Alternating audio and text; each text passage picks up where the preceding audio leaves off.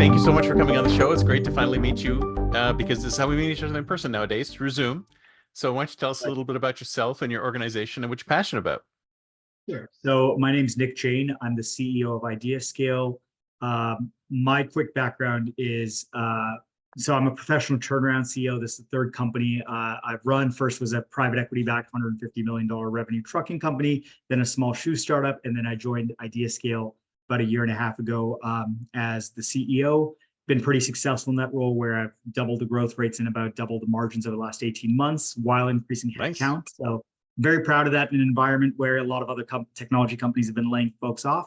And then a bit of IdeaScale story. So IdeaScale was founded about 14, 15 years ago now, so we've been around a while.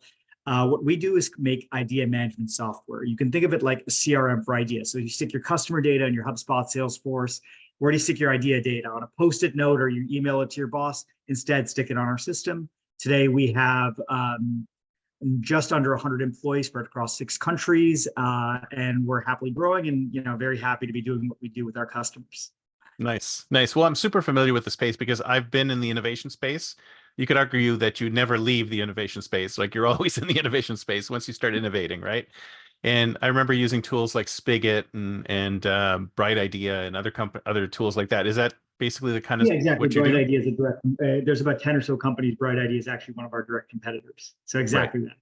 Yeah, yeah. And so basically the tool collects ideas, allows you to review the ideas, vet the ideas, and then do something. Do you actually go into productization as well, or is it just sort of like the A collecting and the little bit. So reviewing? we do offer. There's kind of 3 stages to what we call the idea management process. One is unstructured thinking, like whiteboarding. So we have a full whiteboarding product out there. Then is the idea management space, which is where we grew out of, which is how do you sort the ideas, figure out what's best, upvote them, downvote them, iterate on ideas. And third is turning that into the project management solution. How do you turn those ideas into reality? We offer a light solution there, but there's obviously much fuller suites out there like Monday, Asana, Jira, et cetera. So Right, we offer a light solution if that's what you want, but if you want a heavy solution, there's definitely much fuller products out there right. we recommend our customers use. We integrate with them, but we really push them towards some of our peers there. Yeah, yeah. Well, I find that the innovation space is pretty challenging, right? Because there's usually cycles of innovation. Like somebody comes in, they go, "Oh, we really want to be innovative, so we'll build this innovation group," and they staff it up and they get it going. They buy tools like IdeaScale and they run programs, and then after a while, things cool off because they haven't really created anything. I don't know that it affects the bottom line. At least that's what I've seen in some of the locations I've been in. Right. How do you solve that? Yeah, so we certainly have the innovation dedicated groups as our customers, and those certainly undergo some of the cycles that you mentioned, where somebody at the top gets excited and then they leave or get less excited or they don't see the results. What we really pushed our customers, or in general, we believe is the right way to do things is whatever you are, whether you're a government agency, whether you are a tech company, whether you are an aluminum company, if you are not innovating, you're eventually someone's going to eat your lunch. There's a competitor out there. There's another organization, a foreign country that is going to overwhelm you. And so basically, if you want to do anything well in life, whether that be your salesperson, you are a mechanic, you need the right set of tools. So rather than you having a dedicated innovation function, we just recommend that everyone embed innovation into a good skill set that their organization needs. And we are one of several tools that help you develop that skill set in the same way. Again, sales is the best example, or a carpenter needing a hammer. Mhm. That's not his or her only job, but they certainly need that tool in their arsenal to be able to be effective at what they do. Right. So what do you guys do that's different from other, say, idea management software that's out there? Sure. So I'll say there's 2 things. One on the business side, which we're very proud of, which is we're actually like a very profitable growing company. We're not your typical venture-backed startup. We're entirely bootstrapped. So one of the funny taglines I tell my customers is, in 6 months, you can be 100% sure our lights are on because there's no venture capitalist that I'm depending on. Whereas Yeah, for that is a key thing there's a lot nowadays. of tech companies nowadays where you pay them and 6 months later they run out of money and they can't pay their Yeah. AWS bills and Unless, your of course, you software. have AI in the name, then you're funded forever, Yeah. right? And then the second thing, my peers are, all candor, they're very good solutions. I think there's 2 areas where we really differentiate ourselves on the product side. One is our product is probably the simplest to set up. You can literally go onto my website, sign up for a free trial today, and be up and running in 2 minutes. You don't require technical setups and integrations and stuff most enterprise software does. you can be up and running. And we're very proud of that. And then second is on the more human aspect. I think we've invested a lot into having a ton of humans available. Like we have all the AI tools, don't get me wrong, the chatbots and stuff, but I have 24/7, 365 live human tech support and CSMs available on the more account management or sales side. Not quite round the clock for sales and CSMs, but pretty close. And so, you know, if you don't want to talk to a chatbot and you want to talk to somebody at 11:59 p.m. on Christmas Eve, there's going to be a human being who on average responds to you in 22 seconds. Wow, so that's fantastic. And not an AI, a real person. Company. We got the tech, we use the AI, the chatbots, but you know, at the end of the day, if you want to talk to a human, we got you covered really fast. Fantastic. So who's your typical target market? Like, who do you target after? Because you mentioned earlier, tech companies and aluminum companies. Like, is there a specific size that you go after, or what is where are you targeted? So historically, this business grew out of a U.S. federal government initiative with under the Obama administration. So still today, about 2/3 of our revenues are about U.S. government, and about 1/3 is private sector. Within the private sector, it's literally every industry. But we have very large, like top 5 financial organizations, big consulting firms, a couple of mining companies. Truly, any industry, right? Like every industry needs to innovate in some way, shape, or form. Oh yeah, absolutely. I agree 100%. 100%. And then I guess historically, we were up until about last November, we were really a U.S. Focused organization, U.S. and Canada, let's say. And then starting over the last 2 or 3 months, we've expanded pretty significantly internationally, adding offices in India, Mexico, South Africa, and soon Brazil, where we're still working on that hiring. Nice. So how do you, well, I think we talked about this before in our pre-call, is that how do you help these companies to make sure that these innovation programs stick as opposed to that cycle that we were talking about before? Sure. So first is we actually provide them a tool that hopefully is very easy to use, right? The more difficult a tool is to use, whether it be to set up or for the end user to use, the less likely you're able to use it, right? Everyone has a hammer in their house because a 4-year-old can use a hammer, right? We endeavor to be that for our software. We give you a tool that, you know, regardless of the composition of your workforce, whether it be people who are digital natives or internet natives or people who are less technologically apt, they should be able to use our software. Secondly, we provide a lot of the human consultative services to help get your innovation program up and running. An innovation program can be either a dedicated innovation program or a fundamental cultural change to your overall organization. We spend a lot of time and effort both helping get up and running up front, as well as throughout the customer journey, and especially throughout the customer journey. That is not, we're not charging you consulting hours to go teach you and hold lectures. We want you to be successful, right? We're a software company, but we know our software is only useful to you if you're innovation, if you actually have an innovation culture. So we invest a lot of kind of free soft stuff on the innovation side, on the cultural stuff, in addition to the actual software that we sell. Oh yeah. Well, I mean, a lot of times I come across these folks who are like, oh, let's just bring the tool in and be done. Right? Or bring the tool in and do like an internal press release saying, okay, you got an idea, slap it in here.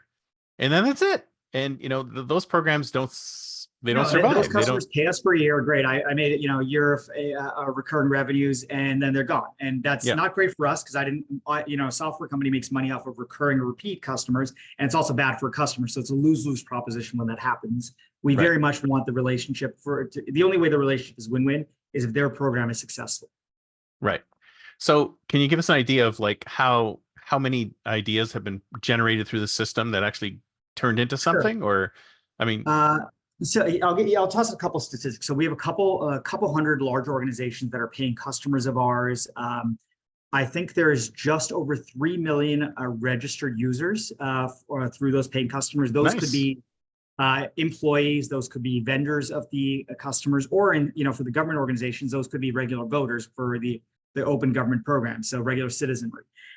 So about 3 million or so active users. And I think on a typical given day, several hundred ideas get submitted across the, several hundred new ideas get submitted per day on a typical work day. I don't have a good measurement on how many of those ideas get implemented, partially because it's hard to track, but partially because a lot of our customers don't want to, for privacy reasons, obviously don't want to tell me that, hey, we're going to implement this new oil well or this new product, because that information, could get out to their peers. We have, in some cases, direct competitors using our software, and so rightfully so, they don't want to share too much information back. Nor do we obviously go in, right? That would be absolutely inappropriate for me to go in and look at my customer data. Actually, I don't have access. Yeah, that's fine. No, that's totally fine.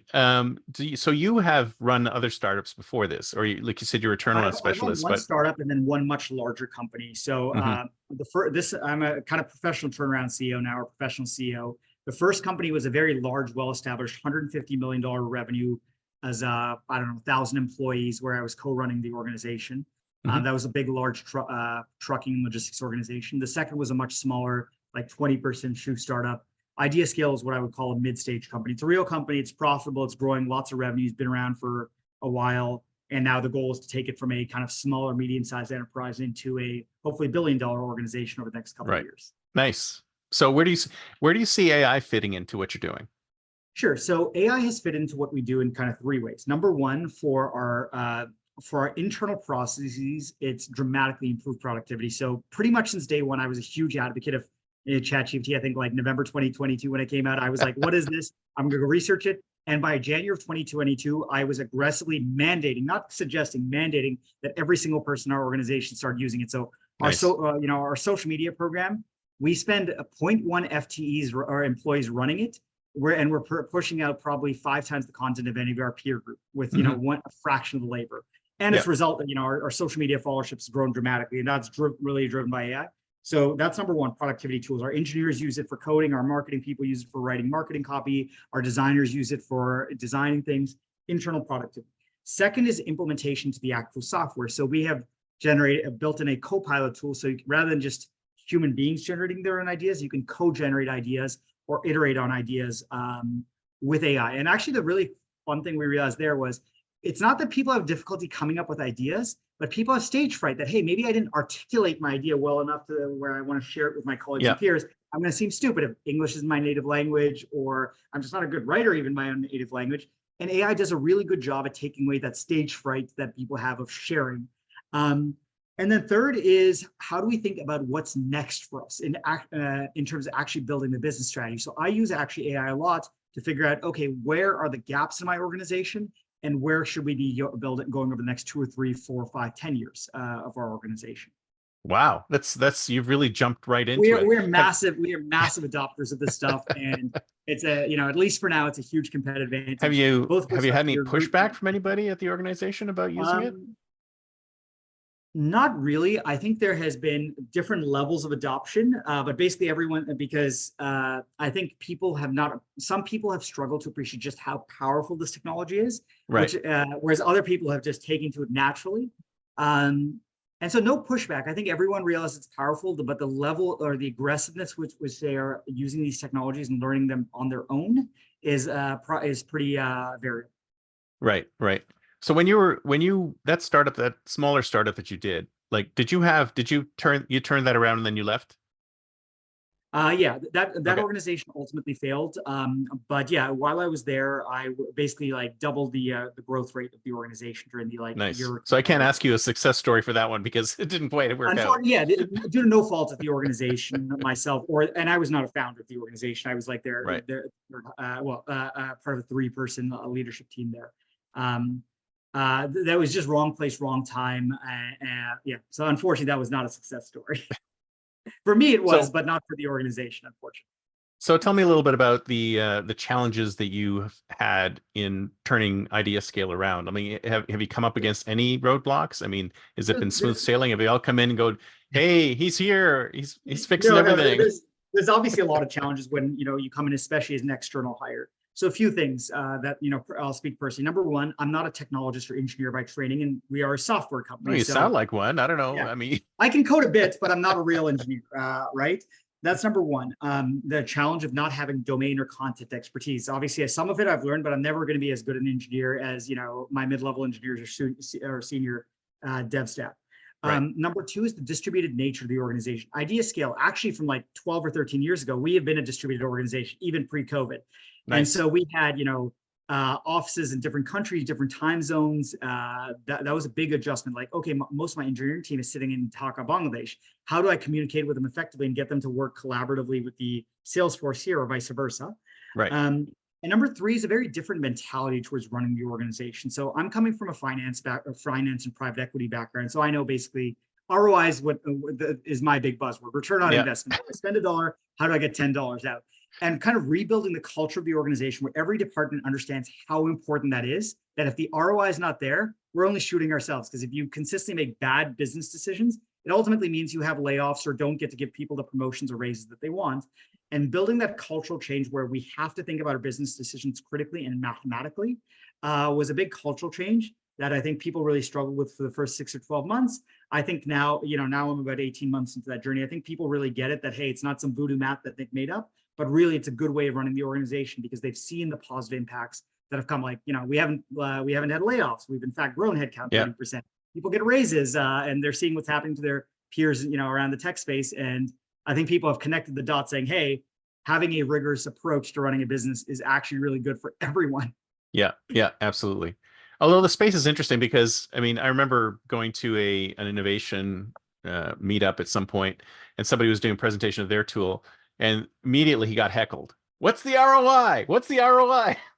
It's like innovation and ROI don't go together for some reason. It has to though, right? Like, look, if you're paying me $100,000 for my software, you better get $100,000 in value because when I buy software, I demand that I have ROI there. So, and there's two ways you really get ROI from my software or my peers, right? Number one, you can save costs. A lot of companies have literally a person who's sitting there in an Excel spreadsheet and is the inflow of data, right? Where he or she is collecting the ideas by email or Slack or Teams from their peers. So that's cost savings right there. You don't have to have a full-time person doing it. Second is the flow of information increase. It just increased throughout the organization. It's all in one centralized repository. And that's true of any data system. And then thirdly is the time to market. You can actually just get stuff to market faster, and actually not even faster, better ideas. Because in too many organizations, it's the person with the corner office or the person with the loudest voice whose idea gets implemented, not the person with the best idea. And one of the fun, that's 90% of the corporate America. Not at IdeaScale. Literally, if you could, I kid you not, there's so many times where I'm the CEO of the company. There's so many times my ideas are just either voted down or people tell me they're bad ideas, and it just doesn't get done. And I have to give up my ego to do that, but it allows us to run much more efficiently because the best ideas get done here. And that's what hopefully, our software helps you do, because you don't run with the CEO's bad idea. You run with, the junior employee's great idea. Yeah, exactly. So is it tell me a little bit about how it works. Is it like Reddit, basically? I've seen it, like I said, I've seen other tools that are like that. You submit an idea, review ideas, right? And then submit ideas, you submit your idea, right? And you provide some text around it. And I'm assuming that you can configure that form in certain ways so you can ask for specific information, right? And then it goes into the pool. And I'm assuming that it could be vetted or sorry, go ahead. The way it's organized is there's a workspace for your entire organization. Then there's communities. You may have a community for, let's say, your finance team, one for all employees, one for HR. And then there's campaigns with specific goals. Like, hey, this goal is what are the new product ideas for our McDonald's menu, for example. Right. And then visually, the product is really like a cross of Reddit, Quora, and Facebook.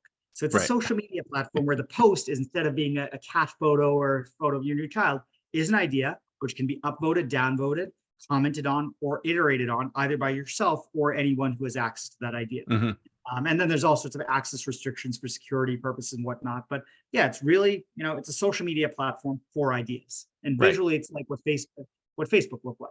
And then can you structure it like if you have like a staged process where it says, here's the initial, right? Exactly. So you can move ideas from like, hey, this is a crazy idea, to, hey, this has been vetted. This is, our topics experts have looked at it. Hey, it's been run by finance. They love it. The ROI is there. Let's now shove it into the project management part of the application, or, push or export it into, Jira or whatever your project management tool is. Right. Very cool. Very cool. All these bells and whistles in there, but yeah, I like to describe the simplest part of the aspect. It's basically a social media post for ideas, but all sorts of bells and whistles so that it is enterprise appropriate. Yeah, and it helps people to understand how it works, right? Because if it acts like social media, if it acts like Reddit or something like that, and they go, oh, I can see how this works. I can vote it up, I can vote it down, blah, blah, blah. So you don't have to teach people some new paradigm. The paradigm's already there. 2 minutes to log in, set up, and get using, which has been a core priority of ours always in development. Right. It should work out of the box. Very cool. Very cool. So tell me a little bit about the future. So where are you going with IdeaScale? Where is it going next? Like 10 years out, year 2034, we're in that time frame. Where is the company? Where is the space? Where are we at? Sure. So I think I'll answer the space first. I think IdeaScale or idea management solutions are where CRMs were in the early 90s. Like for those of your audience who are old enough to remember, in the early 90s, people had Rolodex, literally business cards stuck on a little spinning wheel on your desk. And this guy named Mark Benioff came around with, hey, let's create a software solution. And hence came Salesforce. It took, and Salesforce has been on a 30-year run where if you're a company today and you don't have a CRM of some sort, whether it be Salesforce or HubSpot or something else, you're crazy. You're out of business, right? Yeah. I think I still hate the Salesforce interface. I'm sorry. Yeah, no, all the other CRMs are great. Yeah. I'm not a personally Salesforce fan. I'm a HubSpot user myself or lover, but we're basically going through the innovation management space is going through that transition today, where a lot of organizations, both public and private sector, have ideas located on an Excel spreadsheet, piece of paper, post-it notes, or nothing just structured. It's unstructured, not centralized, and not really able to be used. And so what's going to happen over the next 10 or 20 years for our space is a massive adoption of this sort of technology by every organization, whether it be us, and I truly hope it's us, or a peer or a competitor that does or does not exist yet. Every organization will have some form of innovation management or idea management solution in place. And that's a big growth opportunity for us as a business, but it also will dramatically improve every organization's ability to manage their innovation pipeline in a structured data informed and analytical way. And then secondly, for us specifically, number one, it's a good place to be at the right part of the growth wave. But tactically, I think we are very focused on making the right decisions at each step along the way as a business and for our customers, so that we are giving a good solution that is always top of mind for customers when they decide, hey, now is the time we're going to have that permanent solution in place. And then finally, on a kind of more personal level, I hope to create an opportunity for all my employees to grow with the company over the next decade. That's something we emphasize internally very much, that hey, you get to we all work hard, and we all therefore should get to benefit from the success of the company over the long term. Yeah, definitely. Although innovation management software has been around for a long time. I remember using a tool when Imaginatic. I don't know if you remember them. I don't know if them. you looked at. There was a tool that they brought into Yahoo in 2005. And I mean, that and a few other tools were around. Bright Idea came a little bit later, but these tools have been around for a long time. I mean, what's going to make them really explode from now on? So I think two things. Number one is the product quality is dramatically improved. So again, even IdeaScale has been around like 12 to 13 years. But if you look at where our software was in our tech stack 10 years ago, or even I can't imagine what things were like 10 years ago now. Not even us, right? Look at software 10 years ago. Enterprise software 10 years ago, when you bought a piece of software, you need to hire a consulting team to set it up, integrate it with your systems. Where software today is just much better, not just in our space, but in any space. Like TikTok, my 70-year-old parents can use TikTok. Anybody. Yeah. Right? It's so much more democratized. It's amazing. It's accessible. People, all technology companies have invested a lot making the user interfaces much, much more friendly for anybody, regardless of their technological aptitude. That's number one. The technology is matured to a point where it is accessible and usable by a much broader swath of people. Right. And adoption is obviously important. If people don't use your tech, doesn't matter how great it, what's in the and then number two is demonstrated value, right? Whenever you start a new piece of software, a new piece of technology, it takes a bit of time, unless you're ChatGPT, for people to believe. Even that, it's like it's so cool that people love to use it, but did it provide value? It may not have even provided value. It's just such a cool piece. I built I did a whole employee's social media jobs while having a beer in Amsterdam. Nice. That was incredible. That was changed my mind. I was like, this used to be a job for full employee working 2,000 hours a year, and I did it, while having a beer, right? So that's exactly. So that's not to say anything negative about social media managers, because they're awesome. No, I'm not talking. But so you can 10 times your work. That's the thing. That's the key. It was like 2,000, literally. It was an hour. Sorry, 2 hours. I did the work of 2,000 hours, and that was mind blowing. That's not a skill set that I'm necessarily strong at. And did I produce something comparable quality in a fraction? Well, that's the key thing about AI, is that so many people are freaked out about losing their jobs, and it's no, you're not going to lose your job. You're just going to 10x your job. You're going to do so much more with the time that you have, as opposed to not working at all. So I think that Yeah, needs to be. yeah, exactly. Right. Like, my engineers are all using Copilot, and we think it's somewhere between like a 20 to 50. Copilot's a AI coding tool. Yeah, And it's like a 20 to 50% increase in productivity. That doesn't, we fired exactly 0 engineers, right? exactly. You just do It's not, more, we just get to basically do more. And more. that means they either, are more productive for the company, or they get to take some of that back and spend more time with their families or doing whatever else, take some time off if you finish your Yeah, work, right? yeah. We don't care. Go spend time with your family, right? We may actually get to the 3-day work week at some point. Yeah. And that's actually, but going back to your point, your question, the second benefit or second reason why I think now is a better time than, let's say, 10 or 15 years ago, is these products are, both ours and our peers people have started to get that these are actually valuable products, and there's real value there. And it's not just snake oil. It's not just another, Right. shiny fake app that, Yeah. just nothing. Well, I think the key thing is, I think you're talking about accessibility, and I think that's the key thing, because I remember pitching, it was an airline, so an innovation program to an airline, and a lot of the pushback was, well, most of our people, they're actually, they're on a plane, or they're doing this, or they're doing that. And I'm doing this. Well, if you had a tool that was in their pocket at all times, so if I'm in the middle of, if I'm flying over the Atlantic and I come up with an idea, I should be able to record that and somehow, synchronize it and get it back in there. So if you can democratize the tool so that every employee has the ability to do this in the moment, because this is what ends up happening, right? You're in the moment, something happens, you solve a problem, or you think of a solution to the problem, capture it in the moment, and then, it could, everybody else could take advantage of it as well. 100% agree. People, Yeah. we definitely have tried to make it very easy for people to share their ideas. And again, we even encourage people to share half-baked ideas, because that's okay. Those are the best idea ones. starts Have you ever been to half-baked halfbakery.com? It's great. I have not. What is that? It's been around forever. Really, really old website, but it's basically a place for really dumb ideas. Like, you put a dumb idea in, and people can upvote it and downvote it just like anything else. And some of the ideas are really dumb, and some of them are actually not so bad. With a little bit of tweaking, they could turn into something. But I remember putting an idea in there about, I think we had high unemployment at the time, and I said, make every job a shift job. So every job turns into 3 jobs, because you have a morning, you have a day shift, you have an evening shift, and you have a night shift. And it's like instant, unemployment, or instant employment for everybody. And of course, everybody poo-pooed it and thought it was a dumb idea. But you should check it out. There's some crazy, hilarious stuff in there. But the half-baked ideas are the best ones. I agree, right?